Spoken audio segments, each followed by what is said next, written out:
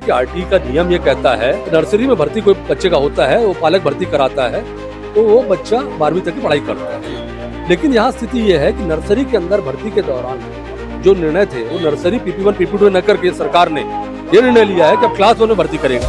2 अलग अलग स्कूलों के साथ अपने आप को एडजस्ट करेगा। एक स्कूल में जाएगा, वहाँ के बच्चों के साथ बैठेगा, फिर 3 साल बाद दूसरे स्कूल में जाकर वहाँ बच्चों के साथ बैठेगा। तो ये कहीं ना कहीं अविवेकपूर्ण निर्णय है। ऐसा निर्णय है जिससे बच्चों का भविष्य, बच्चों का मनोविज्ञान दोनों खराब होगा और शिक्षा के अंदर जैसा ध्यान देना चाहिए सरकार नहीं कर रही है। 20,000 करोड़ का बजट है। 20,000 करोड़ के बजट में से मात्र 60 करोड़ रुपए लगना है इसके लिए। एक बेसिक सी मांग लेकर के आज कांग्रेस वाले जो है, कांग्रेस के अधिकारी हैं, जो है कांग्रेस के पदाधिकारी जो है, आप छत्तीसगढ़ के राजधानी रायपुर जिला शिक्षा अधिकारी के ऑफिस के सामने खड़े हुए, लेकिन यहाँ पर भारी मात्रा में पुलिस बल तैनात है, यहाँ पर फोर्सेस तैनात है। उन्हें रोकने के लिए उनका ज्ञापन अभी सौंप दिया गया। उनके सामने से क्या निष्कर्ष आया ये आपके सामने है।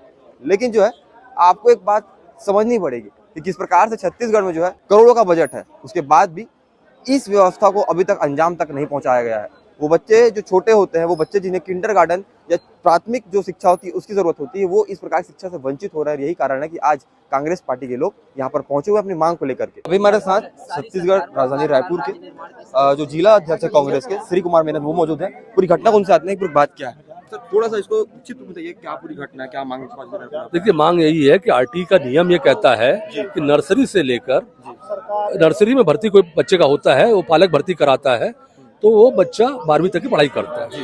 लेकिन यहाँ स्थिति ये है कि नर्सरी के अंदर भर्ती के दौरान जो निर्णय थे वो नर्सरी PP1 PP2 न करके सरकार ने ये निर्णय लिया है कि अब क्लास 1 में भर्ती करेगा। जब क्लास 1 में भर्ती करेंगे तो आखिर पेरेंट्स नर्सरी PP1 PP2 में अपने बच्चों को कहाँ ले आएंगे? और किसी बड़े स्कूल में पढ़ाएंगे तो वहाँ पे डोनेशन देंगे, डोनेशन देने के बाद वहाँ पढ़ाएंगे। बच्चा, अब 5-6 साल का बच्चा, उसका साइकोलॉजी आप सोचिए, मनोविज्ञान सोचिए, वो कैसे 2 अलग अलग स्कूलों के साथ अपने आप को एडजस्ट करेगा। एक स्कूल में जाएगा, वहाँ के बच्चों के साथ बैठेगा, फिर 3 साल बाद दूसरे स्कूल में जाकर वहाँ बच्चों के साथ बैठेगा। तो ये कहीं ना कहीं अविवेकपूर्ण निर्णय है। ऐसा निर्णय है जिससे बच्चों का भविष्य, बच्चों का मनोविज्ञान दोनों खराब होगा।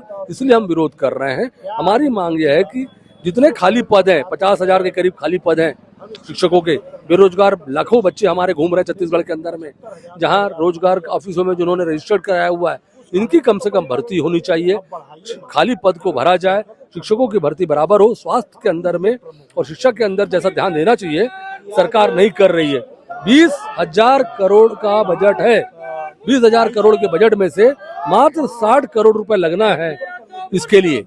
60 करोड़ लगना है आरटी की कमी कहाँ? 20,000 करोड़ में से 60 करोड़ खर्चा करने में ये सरकार की बदहाल हालत बताती है।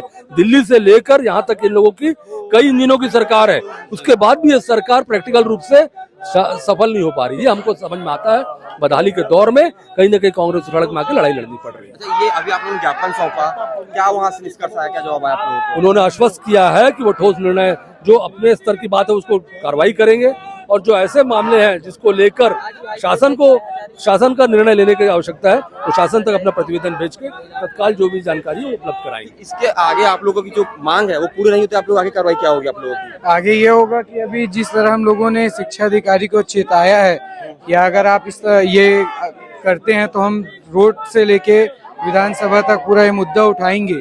और साथ ही साथ जिस तरह आज हम लोगों ने यहाँ पे धरना प्रदर्शन किया है, ये तो एक झलक है। अभी तो एक बहुत बड़े स्तर पे धरना प्रदर्शन करेंगे अगर हमारी मांग को पूरी नहीं की जाती। जी, ठीक। अभी थोड़ा सा आपको मैं एक बार यहाँ पे जो है भीड़ दिखाने का प्रयास करूंगा कि कितने लोग जो है इस धरने में शामिल होने के लिए यहाँ पे उमड़ पड़े हैं। कुछ लोग जो है अभी भी सड़क पर बैठे आपको नजर आएंगे, तो कुछ लोग जो है अभी भी यहाँ पर नारेबाजी करते हुए नजर आएंगे। यहाँ पे भीड़ जो है वो कम होती नजर नहीं आ रही, बल्कि लोगों के लिए यहाँ पे आवागमन जो है रास्ता भी साफ कर दिया गया। स्टिल जो है अभी भीड़ है वो अभी कम नहीं है।